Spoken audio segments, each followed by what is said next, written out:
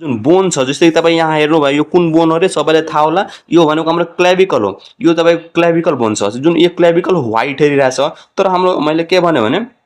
x-ray बिम तपाईँले यो bone pass गर्न गाह्रो हुन्छ किनभने यसको चाहिँ डेन्सिटी के छ भनेपछि एकदमै चाहिँ धेरै छ त्यही भएर यो के हुन्छ भने व्हाइट हेरिन्छ त्यही भएर यो के हेरिन्छ व्हाइट हेरिन्छ तर जसको डेन्सिटी कम छ जस्तै कि तपाईँले यो लङ्स एरिया हाम्रो लङ फिल्ड हेर्नुभयो यो हाम्रो लङ फिल्ड हो यहाँ हाम्रो लङ्स छैन यसमा लङ्समा हाम्रो के हुन्छ भनेपछि एयर हुन्छ एयरको डेन्सिटी के हुन्छ कम हुन्छ त एयरको डेन्सिटी कम भएर यसबाट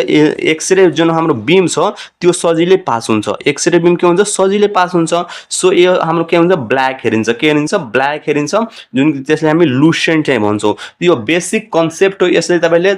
याद चाहिँ राख्नुपर्ने हुन्छ सो मैले यही लेखेको छु जुन मोर डेन्स छ त्यो चाहिँ मोर व्हाइट हेरिन्छ इक्जाम्पलको लागि बोन हेर्नुभयो बोन चाहिँ मोर डेन्स हुन्छ सो यो कस्तो हुन्छ व्हाइट हेरिन्छ अब यति थाहा पाइसकेपछि अब तपाईँले अर्को कुरा दिमागमा के राख्नुपर्छ भने जस्तै तपाईँको यो एक्सरे फिल्म हेर्नु भइरहेछ होइन यो एक्सरे फिल्म हेर्नु भइरहेछ यो तपाईँले माथि हातले लिएर हेर्नुहुन्छ त्यसमा तपाईँले कुन साइड हो यो कुन साइड हो कसरी छुट्याउने त यो पनि तपाईँले कुरा छुट्याउनु पर्ने हुन्छ